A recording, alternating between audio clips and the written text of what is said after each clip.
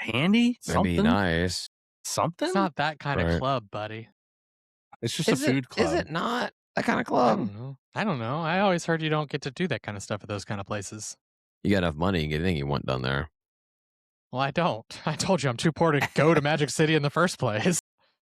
Nah, the sex industry in Atlanta. Oh, welcome back to the last call. The sex industry in Atlanta used to be like the biggest money maker of the city. I remember back in the late 90s, like it was after the Olympics, before Gold Club closed, Atlanta Magazine did an article and they said the revenue the city makes off of the sex industry, being Gold Club and Pony and all the and then I guess whatever filming goes on or whatever, was greater than the revenue that the Hawks, Falcons, Braves, and Thrashers brought in combined. Yeah, Wow, that's crazy. Because conventions were happening, like they would bring in these massive conventions, corporate things, and I don't know, political things, whatever. These conventions would come in, go to World Congress Center or wherever they would go and do these things, and then everyone would just go to Gold Club afterwards or go to all these different places and the adult stuff, and they was bringing in more money. And it's like, I'm not arguing for that. I'm not arguing against it. But now that Gold Club's closed, Cheetah's closed. Is Cheetah closed? Are they just done so? They're not anywhere? I think they're closed. Is it because of NCR? Did NCR do it? I know they wanted to do it. They sold the land. That land got sold. Oh, okay. I mean, that was pretty valuable land. But so the stuff's just not really as big of a thing. And, Magic City's still there, but, they're a wing restaurant. And that is not good real estate. It's right across the street from the Fulton County Jail. It's like really kind of a Ryan, shitty that's little called area. Mercedes-Benz. It's not the jail just because Georgia players have played there. It's called Mercedes-Benz Football Stadium. No, but that area is getting that entire area is getting redeveloped with the Gulch and stuff, and that's just going to spread down the street towards everything. I'm saying that, but it doesn't seem like that's happening. It's going to spread open. No, it is happening. Like they have all kinds of shit. The Gulch is being developed. Yeah, have you been over there? No. Massive, I mean, massively. for like a year. It's insane how different it looks. Oh. Cosm is opening a concert in venue. June. Concert venue's being built right there. I want to go to Cosm. I want to go to Cosm, but I want my company to pay for it. So they have some stuff going on opening up in June. So Cosm, if you don't know what we're talking about, Cosm is basically, if you've ever seen the Sphere in Vegas, this is like Microsphere that's going to be opening up in this June, ready for World Cup. And they'll do sporting events, and they'll also do some other type things. And their movies they're doing right now are going to be Harry Potter and Matrix. I want to go to Matrix and be like inside the fucking Matrix, Which it sounds like they're just sort of testing the waters, like doing stuff that would be kind of cool to attract like kind of a general audience. Right. Well, so except for sports, they have like they've got like reserved seating in like their version of what you would call the Sphere, and they have general admission, I guess you can kind of like stand behind or whatever, and then they have like just a regular bar area where you can like see people inside watching it or something. I'm not sure exactly, but they're going to be doing more and more events, but they actually have cameras like on field. So if you're watching, a football game and they're at the end zone, your viewpoint massively immersed in this is the entire O-line, defensive line, like right there it looks like you're standing in the end zone when they're playing the game. And they're doing that. They're doing UFC fights. They're doing basketball games. They're doing the Major League Baseball All-Star break. They're doing the home run derby and the All-Star games. They're doing all kinds of stuff there. Anyhow, that's just the opening of the start of the thing. They're going to be doing more stuff later on.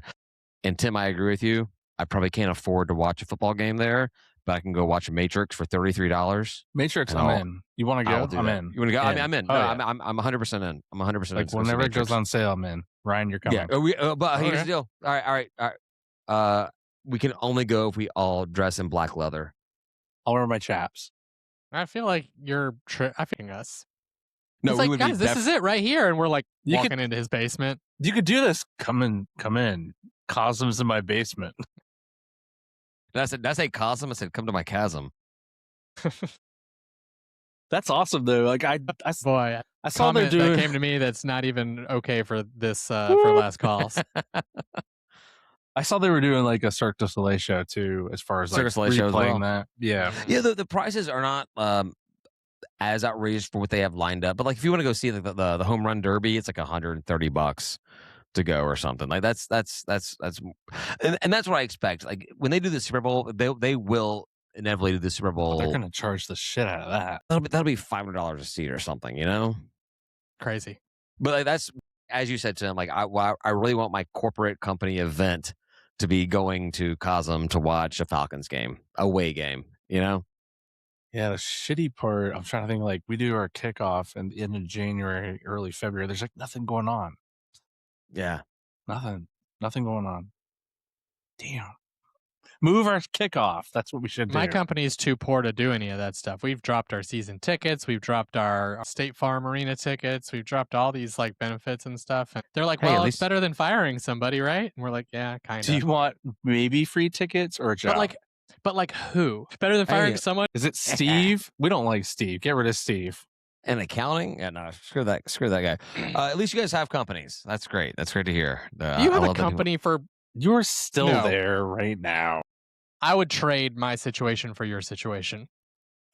It keeps on getting more and more weird. I think that now my last day is the end of the year, and then I'm on contract for 3 months. At contract rate versus salary rate. So do want. Until they come across a podcast and they find out I'm talking about this shit, and they'll be like, until they have Claude figure it all out. They are a Microsoft shop. It's all Copilot, and Copilot, as far as the AIs go, is garbage. Although I did use it today because I would go to log into work this morning and it said your password has expired. I'm like, okay. Mm-hmm. It didn't tell me how to fix it. I didn't know where to go to change it, but I was able to log into our portal and go to Copilot, our work Copilot, and it's like, how do I change my password? And it told me, and then it gave me a page to change my password, and it said, nope, that's not a valid password. That's not a valid password. That's not. So I go back to Copilot. I'm like, what's our password policy? Because there's nothing printed on this page. And so then it gave me our password policy. I'm like, oh, cool. I picked a password that fits this policy. And I put it in. It's like, nope, that doesn't fit the policy. And so then I put in like the longest password I've ever come up with my entire life.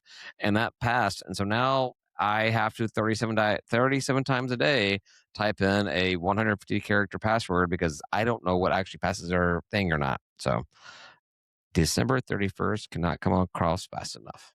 So are you actually like working right now? Yeah, I'm doing my regular job. It's only 9 months away. But we're ramping down our clients. So I don't like pay that much attention to what I'm doing. You're just like, good luck. Bye. And they took away most of our accesses anyway. So anything I want to do, I've got to send to somebody else to do it. So I write everything and I send it to somebody else. I'm like, hey, can you do this thing? I'm like, cool. Do they think you're going to be malicious? Here's what's annoying about. No, this was going on beforehand, which just sucked, but it was kind of letting them. But here's what sucks is I do this and they just run it. They don't check it or whatever. But then sometimes I have things that are very, very important. I'm like, I got to do this thing for this client. It's due right now. And so I messaged the lady. I'm like, hey, we're not supposed to message anybody unless it's important. Open so I messaged the lady like, hey, Barbara, good morning. This is what we got to do. Client deliverable, and she likes it, and that means she's doing it. And then 4 hours later, I'm like, hey, Barbara, Babs, we get an update on this?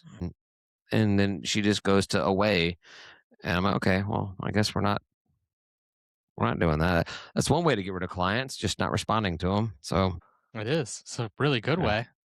Yeah, I'll give my company's name away after I'm let go officially. Pretty awesome though. You get a sweet severance and contract rate. If I don't fuck this up by talking shit for the next 9 months, but yeah. Well, other than that, there was something else I wanted to talk about. Your conversation with McGee and how excited he was, and he knew all about us. And McGee has never been excited in his entire. McGee, maybe no, he doesn't know what excited is. I think. Would you guys talk to him when he was standing out there in the hallway watching the game on TV? I think McGee may be less excitable than Lanier is, and we were in a good mood, right? We had lost the game, but we were in a good mood. Was that game we had lost? Or was that Southern game? Was it Southern game? So it's a Southern game. So it's the last game we won, like in like the past like 12 attempts. Mm-hmm. I know. So Ryan and I were leaving, and we saw McGee just kind of standing there in the concourse. I said hi. And to I'm him. like, "Hi, coach." That's it. "Can we go ask him on the podcast?" And Ryan's like, "Yeah." Yeah. Why And we not? go over there, and then Ryan on the Ryan's like, juice. "You." And I'm like, You. "So yeah." I just said, I was like, "Hey, coach, you know, we've been doing podcasts about diversity for the past 7 years. We'd love to have you come Nice. on and talk about where the program's going, how things are going for you, and everything like that. If you'd be interested." And he's like, "Yeah." And then Ken came by, rocking his Save Atlanta shirt. Made us look Nice. good. Made us look good, make us look legit. Which Ken's awesome. Ken's a great person. Ken's great. Yeah. Fantastic. And yeah, so I got digits, and sometime during this off season we'll get him on here. So Awesome. we probably have to go there. We Or could. maybe at a bar. We should meet at a Or bar. at a bar. So we should find a whiskey bar. We just go sit at a whiskey bar and talk. Yeah. That'd be fun. I mean, that's the same thing as like a cigar bar, right? Well, Generally. Cigars. Yeah. I mean, I would assume that most cigar bars serve whiskey, and I would there's love a great to there is go a to a cigar bar with Coach AD McGee. Like that There seems is- cool as shit. there if he is smokes 'em, does a he? there is a great whiskey bar in the middle of nowhere between my house and the stadium. It's called Grant Park Social, I've heard of it. and it is like it's out, you know where it is, even if you don't know where it is. Glenwood, Kroger, Chick-fil-A. Mm-hmm. All right, just in that general vicinity, but right there, because at Maynard Jackson High School is like right there by all of that. But it used to be like this other pub that went out of business. Right by there's an American Cafe there. Yeah. And Great Clips. I used to go to Great Yeah, Clips. yeah, Right where yeah, the and Waffle House for my bachelor Yeah, party. right by the Waffle House. Yeah, it's a great. And so I went to go see. I think it was like Thunderbolts movie, and I got there a little early, and I was like, I gotta get some whiskey in me before I watch this disaster for me. Yeah. So I look up. I'm looking at what's nearby, and so they have Grant Park Social, and I go in there, and it is a great little whiskey bar. You go in there, it looks like a speakeasy. And when I went, they had a little lower level bottle area of bottles. And I forget what they were. I think it was like $6. It was like $6 for a pour of any of this whiskey. And I got like a Whistle Pig. I got a good bourbon, but it was like the bottom of the bottle. They only had like 1 or 2 pours left in it. It was like $6 a piece. And I drank some good whiskey, but they had also some weird shit in there. But it's a nice little whiskey bar. Maybe we can get Del McGee to go with. They had like 2 tables. We can get 1 table. We can get some cigars, some whiskey, and we can sit and talk to Del for an hour or 2. I want a Guinness with my cigar. Hopefully they have that. I don't know if they had beer. I don't. That's Really, okay. We have time. We have time. They may. I don't. But I legit think it was just a whiskey bar. I feel like it is just a whiskey bar. Yeah, I mean, they. I don't think. Yeah, I don't think they had anything like vodka or rum, or I think it was just a whiskey bar. And See, that's now, not great for me. Now that I think about that more, it makes me love it even more. I need to go back there. And they're only open. They're open like 4 or 5 days a week, from like 5 till midnight on Thursdays and Fridays, and like late on Saturdays. It's weird. Grant Park Social, I think it's the name of the place. Heard of it before. They do events, like small like experience events too, where you can go for like a whiskey pour, different. Should we do stuff like that? Should we do a Save Atlanta night there? We could. No. What kind of guarantee? Don't go to their can we give him? website though, because it doesn't load. So absolutely not. Come on. I was No. just Come on, like, Ryan. oh, it's on their website. What kind of event? Mine. What We can need I to become bring? Guinness? No, you can't bring alcohol into a licensed distributor or service provider, whatever But they're they called. don't sell it. They only sell liquor. Ryan, they have gin. You can get some G&T, Delightful. so you can do. All right, I'm in. Ryan's back now. I'm in. We got him. I said the G Get a word. nice little gimlet. Yeah. Gimlet. There you go. Mm-hmm. That's the Gin classic lick. gin drink. It is. I don't know. The classic gin drink's got to be gin and tonic, right? Well, it's G&T. Yeah. probably a martini. Also Straight gin martini. and olive But juice. no, it's not a gin martini because a martini has gin in it. I know. I like A vodka martini does not have gin in it. I do like vodka martinis better, but yeah. I don't like martinis. The glass is stupid. It's really cool. It's a cool glass, but it's not very functional. And it's really easy to rip you off with it because there's a lot of volume in that top part that if it's not filled all the way to the brim, they are jipping you. I would say they're very dangerous when you've been drinking. You spill a lot. Mm-hmm. Oh yeah, don't give that to drunk. No. So speaking of like cups and glasses being misleading, so when I worked at McDonald's back in '92, I think it was 92 when I worked there. Our calibration metric on the soft drink dispenser, because we had the ones where you just hit the button, like child size, small, medium, large, right? We didn't have super size back then. I think that was like a large and a small, as we had to hit both the buttons to get them or whatever. Anyhow, our calibration metric was to put a large size cup in there and hit child size drink. It was vice versa. Sorry, vice versa. Child size cup and put it there and hit large size drink, and it should fill it up exactly. Because the ice took up so much space. So when you got a large Coke from McDonald's, you were getting a child-sized cup volume of drink. Coke. Yeah. You got to say light ice. You got to hook that up. Light ice. See, and that's why It depends. I got respect for Chick-fil-A. If you do their mobile ordering, they actually have light ice or no ice as an option on your drink. Yeah, but you want that Chick-fil-A ice. That's like the best ice. That's so chewable and delicious. No, I love it. And then with my on-sweet tea, I want all the ice. I want it as frigid and wonderful and refreshing as possible.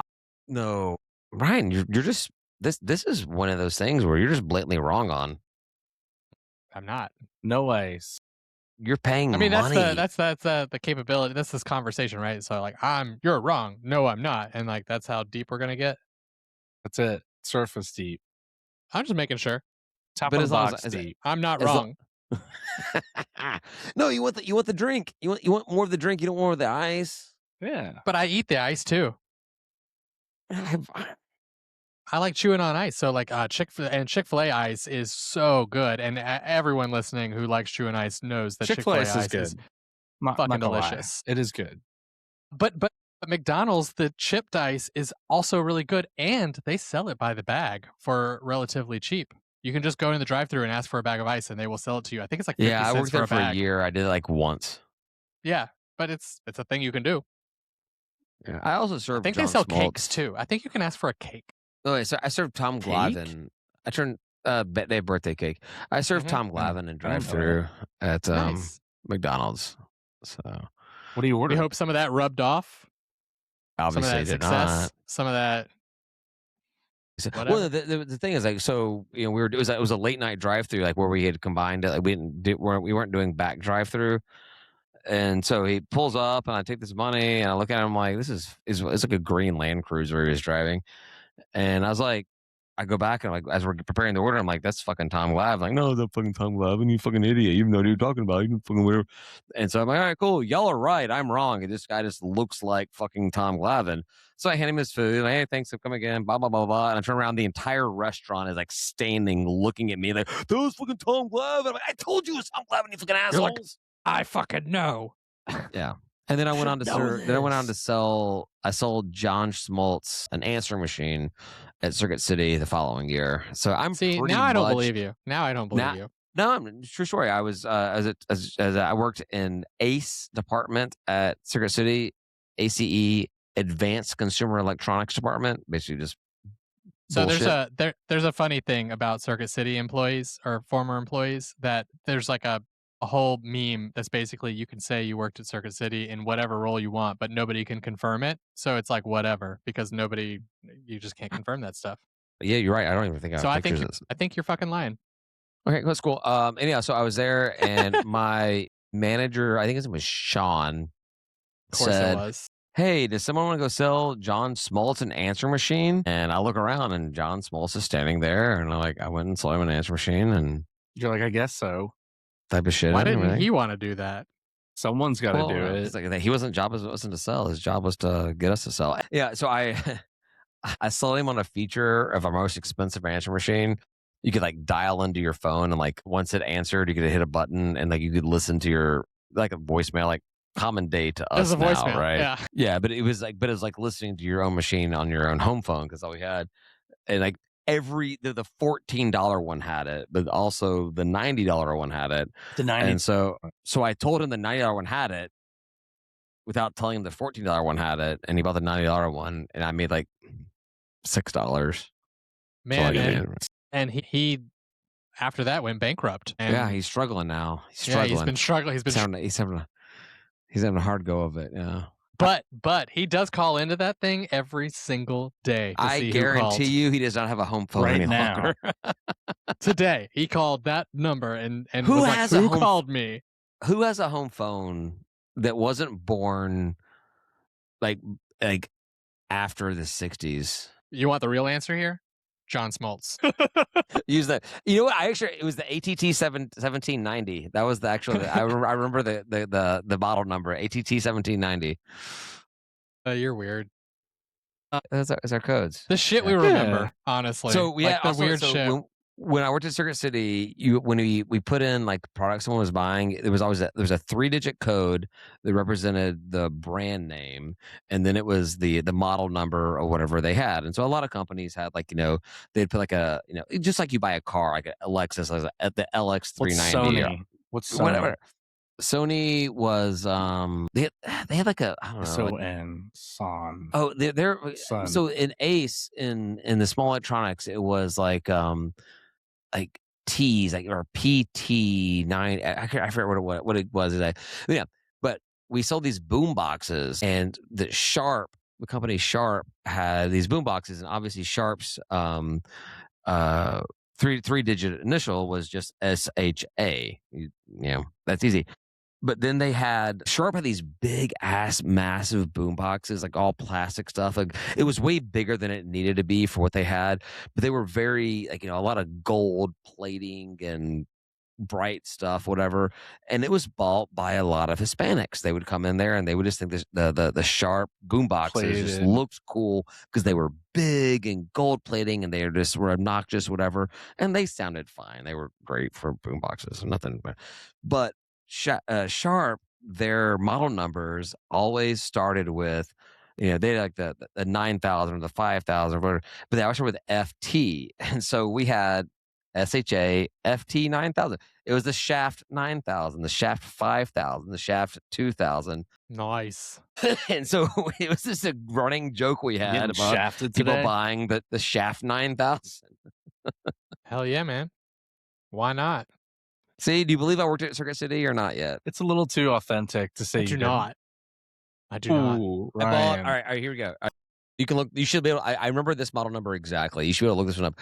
I bought I almost got into a car accident driving home because during my lunch break, or before my lunch break, we unveiled a new cell phone, the Sony CMRX 100, and it was a badass phone. It was a tiny little phone with the microphone popped down and the antenna came up, and it was the coolest looking phone I'd ever seen in my entire life.